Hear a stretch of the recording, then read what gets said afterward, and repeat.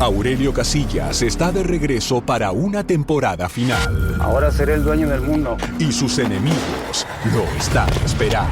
Acordate de mí, Casillas, cuando estés rezando, porque conmigo no hay cielo. Yo decido cómo termina esto. El Señor de los Cielos, temporada final. Martes 7 de julio, a las 9:08 Centro, por Telemundo y Peacock. Hoy vas a pagar con sangre, de esta no te escapas. This is going to be an extremely busy month. I have to watch 104 soccer games, follow the pregame, the postgame, yell useless opinions at the TV. It's a lot. So I knew that when it comes to screening for colon cancer, the choice was clear. The Cologuard Plus test. It can be used at home and can only take 15 minutes, so I can do it during halftime and not miss any action. If you are 45 or older and at average risk, ask your healthcare provider about screening for colon cancer with the Cologuard test. You can also request a prescription at Cologuard.com. So, I mean, imagine waking up tomorrow and finding out that, like, your basic lifeline to survive is just gone. Right, like your subsidized groceries or public health care. Exactly. Or your government pension just abruptly cut off. And not because you did anything wrong or broke the law. But just because some opaque automated algorithm quietly erased you from a local voter database. Right. I mean, it sounds like a totally dystopian sci-fi script, you know? But as we're going to see today, it is a very real scenario that's triggering these massive legal battles right now. Yeah, which honestly perfectly encapsulates the defining friction of our current moment. I mean, we are watching these massive, super complex systems. Whether that's like a digitized welfare grid or a global supply chain. Or even just the raw forces of our changing climate. They are all buckling under unprecedented pressure. Yeah. So welcome to the Deep Dive, everyone. We're really glad you're here with us. Today, we're opening up a massive stack of intelligence briefings from the India Daily Briefing. Specifically, the National Developments and Global Affairs Report. Right. And the date on this stack is July 1st, 2026. So our mission for you today is to synthesize 11 crucial updates from this briefing. And try to pull out a single unifying thread from all of them. Exactly. Like, what happens when human engineering hits the absolute brick wall of reality? And how are our institutions scrambling to adapt? Well, to really grasp that, I think we need to start at the very top layer of human engineering, which is governance. Okay, lay it on me. So Prime Minister Narendra Modi just gave this major address to 80 union secretaries, which is basically the absolute top brass of the entire Indian bureaucracy. Wow, 80 of them in one room. Yeah, and he mandated this whole of government approach to accelerate reforms, you know, focusing on ease of doing business, ease of living, and Atmanirbharta. It means self-reliance for anyone who doesn't speak Hindi. But I mean, I always hear phrases like whole of government and they sound amazing in a press release. Oh, but how do you actually force thousands of these deeply entrenched bureaucrats across dozens of ministries to actually work together? Because for decades, they've operated in these completely isolated silos. Right, they never talk to each other. But they are heavily relying on this massive structural intervention now. It's called the PM Gati Shakti National Master Plan. Oh, right. That originally launched back in October 2021, didn't it? It did, yeah. But it is now really being pushed as the ultimate mechanism to force this integration. It relies on 6 specific pillars, and the biggest one is optimization. Okay, wait, let me see if I understand the mechanism here. Because in the old system, right, the road department might spend millions paving a brand new highway. Yeah. And then, like 2 months later, the telecom department comes along with jackhammers and just tears up that pristine asphalt to lay down fiber optic cables. Exactly, because they literally never spoke to the road department. Right, so Gati Shakti is designed to stop that. That is the exact friction it's built to eliminate. By forcing every single ministry to use a shared, dynamically updated digital map, the fiber optic pipe goes into the ground before the asphalt is ever even poured. Oh, okay. It turns a fragmented bureaucracy into a synchronized machine. Precisely. It brings comprehensiveness, prioritization, synchronization, all into one analytics dashboard. So it's basically like they're finally upgrading the bureaucratic motherboard. That's a great way to put it. Like ripping out the old 1990s dial-up connections between these isolated departments and plugging everyone into the exact same high-speed network. Yeah, and we are seeing that motherboard upgrade happen across other sectors too. Like Union Home Minister Amit Shah just rolled out the FCRA 2.0 portal. That's the Foreign Contribution Regulation Act, right? Exactly. It's the mechanism the government uses to track and regulate how foreign money actually enters Indian NGOs to ensure those funds aren't, misused for anti-national activities. Make sense? They just migrated the management of roughly 14,500 organizations onto the national government cloud. Which is huge. And from a user standpoint, I was reading they're using Aadhaar authentication and OCR optical character recognition. Right, to analyze the documents instantly. Yeah, so they're virtually eliminating the need to physically shuffle paper around New Delhi, and they're applying that same streamlining to the ECI card system too. The Overseas Citizens of India cards. Yes, that specific move impacts over 50 lakh OCI cardholders. Because previously, whenever your foreign passport was renewed after 20 years, you had to go through this incredibly clunky bureaucratic process. Oh, it was a nightmare. Just to get a physical booklet reissued, the ECI system entirely digitizes that linkage now. It's going to save millions of hours of administrative friction. So we've got a perfectly engineered digital bureaucracy. Seemingly, yeah. But here's the massive blind spot, right? You can build the most optimized administrative machine in human history, but all of that algorithmic predictability totally shatters the moment nature decides not to cooperate. Like, the monsoon in India right now is seriously delayed. Oh, it's bad. The meteorological data is incredibly stark. Between June 1st and June 29th, India recorded a 42% rainfall deficit nationwide. Nationwide, wow. Yeah, and central India is suffering the most. They're at a 54% deficit. The monsoon isn't even expected to reach Delhi until around July 3rd. So for you listening who might not track agricultural cycles, let's just quickly explain why a few weeks of missing rain in June is a literal national emergency. Right. This delay hits right at the beginning of the Kharif season, which is the critical autumn crop harvest. Exactly. If the soil remains hard and completely dry in June, farmers just cannot sow seeds for water-intensive crops, like rice or cotton. Right, and then the entire agricultural calendar gets pushed back, yields plummet, and suddenly global food prices are spiking. It's a domino effect. So the Agriculture Ministry is currently scrambling to execute this massive contingency plan. It covers 315 vulnerable districts across 12 different states. Including like Madhya Pradesh, Maharashtra, and UP, right? Yes. And Union Agriculture Minister Shivraj Singh Chauhan highlighted a terrifying stat about this. What was it? Out of those 315 vulnerable districts, 111 of them are facing the maximum unmitigated impact of the El Niño weather pattern. Wait, why those specific 111 districts? Because their irrigation coverage is below 25%. They have almost no canals, no robust groundwater pumps. They are entirely reliant on water falling directly from the sky. Which forces a massive behavioral shift on the ground. Like the Indian Council of Agricultural Research, the ICAR, is actively intervening to change what farmers put in the dirt. Yeah, they have to. They are aggressively pushing alternative crops like pulses, millets, oil seeds. Need a laptop that's built to perform and designed to last all day? Select Windows 11 PCs starting at $499.99 are now at Best Buy. Learn more at bestbuy.com. Best Buy. Imagine that. Because millets require just a fraction of the water that paddy rice needs. Exactly. And alongside that, they are accelerating the distribution of Kisan credit cards to give farmers emergency liquidity, And they're setting up dedicated El Niño control rooms. It is just a stunning contrast. On one side of the government, administrators are striving for perfect digital control with cloud servers and OCR tech. And on the other side, the foundational sector of the entire economy is scrambling to swap out seeds because they cannot control the clouds. I mean, you literally cannot write a software patch for a drought. You really can't. And that tension between state control and ground-level vulnerability, it brings us directly into the realm of constitutional rights. Yeah, because when administrative efficiency starts colliding with basic human survival, the friction is immense. Just look at what is happening down in Karnataka. The Karnataka state government just launched a special intensive revision of their voter rolls, the SIR. And the chief minister, D.K. Shivakumar, issued a warning that fundamentally blurred the lines between civic duty and basic survival. Oh, it was extremely controversial. He warned that citizens must enroll in the updated voter list within a 30-day window, or they risk losing their state and union welfare benefits. Yeah, he literally summarized it by saying, quote, Right to vote is right to live. Which is heavy, and the legal and ethical backlash to that statement has been fierce. Former Judge K. Chandru explicitly labeled it illegal to weaponize welfare access in this way. I mean, he described it as a psychological threat against the most vulnerable population. Yeah.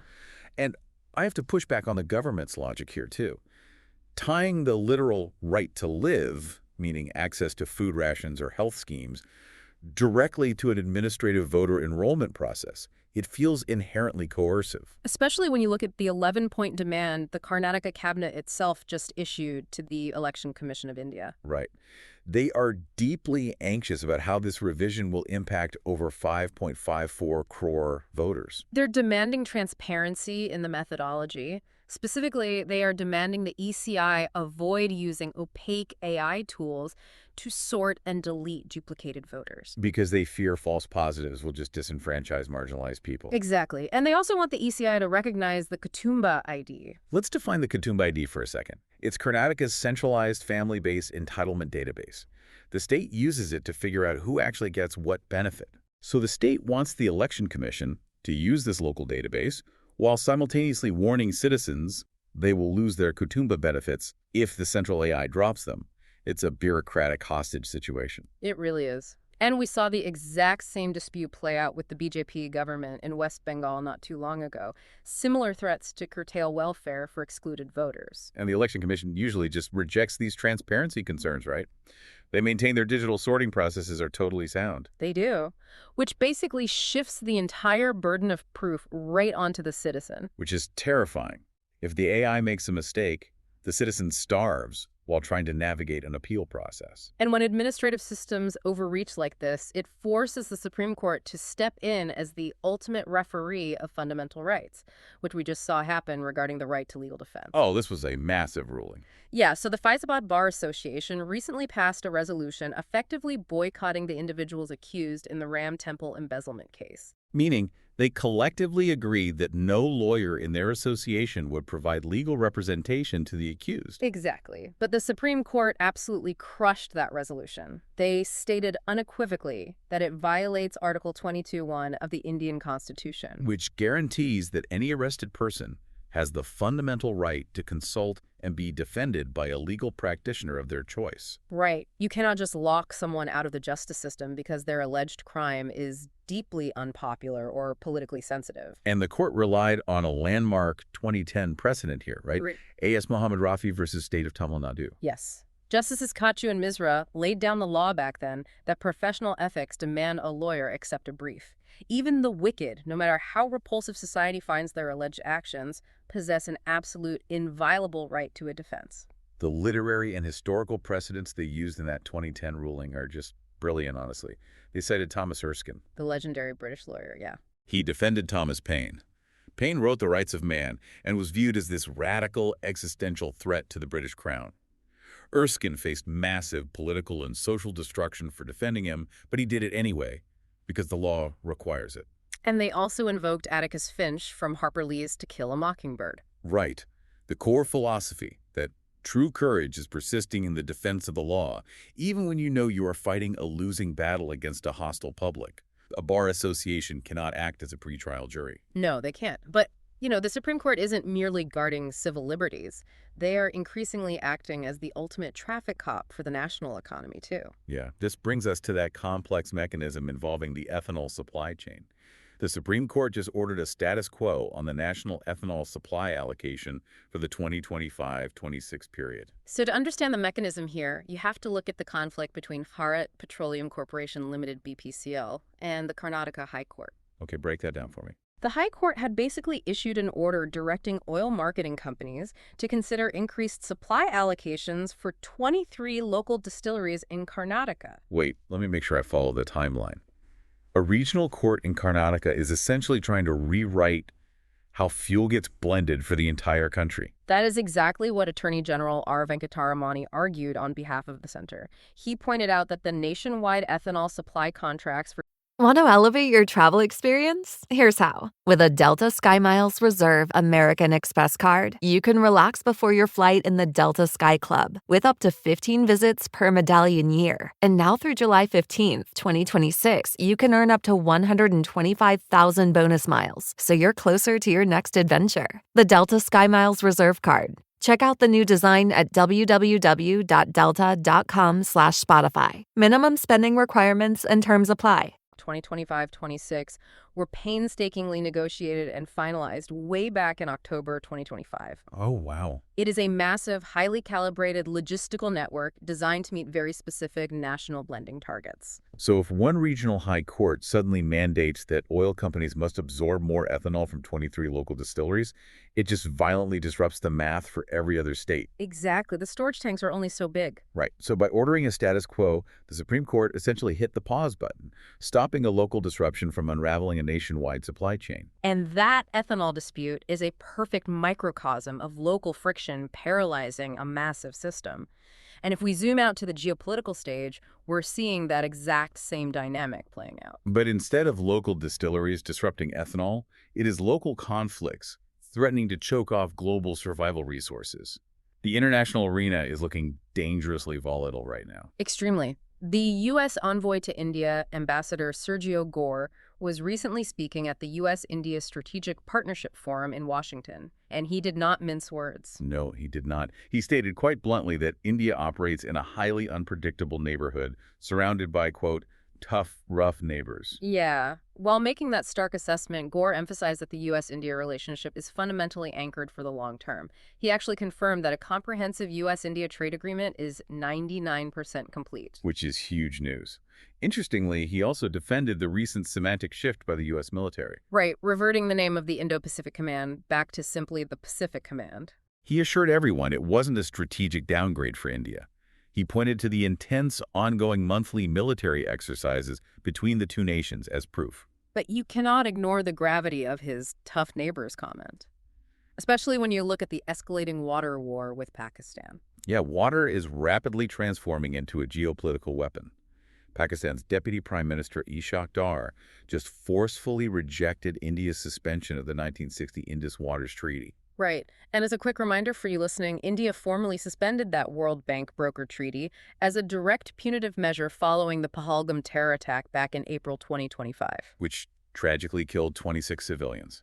And that treaty governs how the water from the Indus River system is shared between the two countries. Because India controls the upstream flow of those rivers, suspending the treaty creates this existential mechanism of leverage. Pakistan relies heavily on that water for its own agriculture and power generation. So Ishaq Dar is insisting the treaty remains fully binding and operational, but the true escalation came from PPP chief Bilawal Bhutto Zardari. Yeah, he proposed a global convention against the weaponization of waterways. And he drew a direct, strategic comparison between the Indus River system and the Strait of Hormuz. Which is a terrifyingly timely comparison to make, because the Strait of Hormuz is essentially the jugular vein of the global energy supply. Right, and it is currently the epicenter of a massive, crippling crisis. Right now, U.S. envoys Steve Witkoff and Jared Kushner are in Doha, Qatar, engaging in high-stakes, indirect talks to try and implement a ceasefire in the ongoing Iran war. And the mechanism of this crisis is just simple geography. Since the war initiated on February 28th, global oil shipments traversing the Strait of Hormuz have effectively ceased. To understand the scale of that shock, prior to the conflict, 1/5 of the entire world's global oil supply flowed through that narrow waterway. 1/5. I mean, I am extremely skeptical of the optimism surrounding these Doha ceasefire talks. The proposed interim deal requires Iran to significantly dilute its stockpiles of highly enriched uranium. Right, and in exchange, the U.S. would waive crippling sanctions on Iranian oil. But look at the reality on the ground. While diplomats are discussing uranium dilution, Iran is simultaneously launching advanced drone and missile strikes into Bahrain and Kuwait. Yeah. I mean, how do you secure a physical shipping lane when hypersonic weapons are actively saturating the airspace? It is a profoundly fragile negotiation. It demonstrates how traditional physical choke points like rivers and straits still dictate global power. But what is truly paradigm shifting today is how that exact same geopolitical security framework is being forcefully applied to the digital realm. Oh, absolutely. We are seeing the rise of the digital choke point. The U.S. government is now treating advanced artificial intelligence models with the exact same regulatory severity as they treat enriched uranium and international oil routes. Yeah. The U.S. Commerce Department just made a massive move by lifting export controls on Anthropic's most advanced frontier AI models, Fable 5 and Mythos 5. Let's explore the mechanism of how you actually block an AI, though. On June 12th, the government universally blocked Anthropic from distributing these models overseas. Right, citing severe national security vulnerabilities regarding their misuse prevention safeguards. And they didn't just ask nicely. They used strict export controls to legally prevent foreign entities from accessing the massive cloud servers required to run these models. OpenAI faced similar aggressive restrictions with their GPT 5.6 model, too. Yeah. And the justification for this heavy-handed intervention was spelled out explicitly by CIA Director John Ratcliffe at a recent AWS summit. He literally referred to these cutting-edge AI systems as digital nuclear weapons. Calling a software program a digital nuclear weapon completely redefines the conversation. It really does. It proves that frontier AI is no longer categorized as a consumer tech product. It is top-tier international security. The current administration is utilizing the Commerce Department's export control apparatus, the exact same legal mechanisms used to prevent rogue states from acquiring ballistic missile parts, to gatekeep global access to artificial intelligence. Which brings us to our ultimate takeaway for today. Whether you are navigating export controls on digital nukes, surviving a frozen global oil supply, or shifting your entire agricultural strategy because the rain didn't fall. The absolute defining metric for survival right now is rapid adaptation. Exactly. If you cannot adjust your system to the new reality, you collapse. And that harsh lesson is currently playing out on the cricket pitch, of all places. It is. The Indian cricket team is facing an intense test of adaptation right now. India is heading into their first T20 international against England. And they're arriving after a brutal, sweeping 0-2 series loss to Ireland. The core issue exposed in that Ireland series was a complete mechanical failure to adapt to environmental conditions. Because in the Indian Premier League, the IPL, batters play on these highly engineered flat pitches. Right. The physics of the game in the IPL allow you to adopt a hyper-aggressive mindset. You can essentially plant your feet and swing for the fences. But in Belfast, the environmental conditions were completely different. The pitches were seamer-friendly, meaning the ball interacted with the grass and the air to swerve and bounce unpredictably. You cannot rely on brute force when the ball is moving laterally like that. It requires technical patience. And the Indian batting lineup simply couldn't shift gears out of their IPL mindset. Right, and this failure to adapt has placed enormous pressure on the national think tank Ajit Agarkar and Gautam Gambhir to radically alter the lineup. The public pressure is literally demanding they fast-track Vaibhav Suryavanshi to debut. Who is only 15 years old. Yeah, throwing a 15-year-old into the fire is a massive gamble. Assistant coach Ryan Tendoshtet is attempting to hold the line, publicly insisting that the team must follow due process rather than panicking. But the panic is already setting in because established players like Sanju Samson and Ishan Kishan have looked completely lost at the crease. And adapting against England is going to be significantly harder. England is bringing an extreme pace attack featuring Jofra Archer and Josh Tongue. Furthermore, the match is at the Riverside Ground, where historical data shows the average T20 score is a grindingly low 138. Oof. If India's batters do not instantly adapt their mechanics to survive raw pace on a slow pitch, England is going to tear right through them. Yeah, adaptation is everything. So before we close out this deep dive, we need to take a quick step back.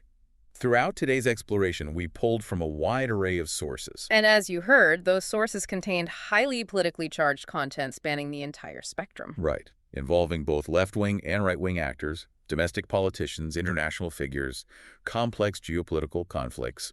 We want to be absolutely clear with you. We are not endorsing any of these viewpoints, policies, or sides. Not at all. Our mandate is strictly to impartially report the facts, data, and ideas exactly as they were presented in the original source material. We're just here to help you understand the landscape of these massive shifts, not to tell you which side to stand on. Exactly. So with all of these massive systemic shifts occurring simultaneously, from 15-year-old prodigies to digital nuclear weapons and delayed monsoons, what detail stands out to you the most? What is the one thing you are going to be thinking about tomorrow? Because parsing through all this leaves me with one final kind of provocative thought. Yeah. We almost always define infrastructure as something physical. We picture the concrete dams holding back rivers, the asphalt highways, the fiber optic cables. Or the grand blueprints of the PM Gata Shakti plan. Exactly, the tangible things you can actually touch. But if you synthesize everything we explored today, this deep dive reveals a counterintuitive truth. Which is that our most critical infrastructure might actually be entirely intangible. Right. It is the ghost of Atticus Finch in a Supreme Court ruling protecting the invisible right to a fair trial. It is a fragile 1960 water treaty written on paper preventing a regional war. Or the invisible regulatory guardrails preventing an AI model from crossing a digital border. It's so true. If those invisible, intangible structures ever fully collapse, all the physical concrete in the world won't be able to hold our systems together. So think about the invisible systems holding your life together the next time you turn on the tap. Thanks for listening, and we'll see you next time.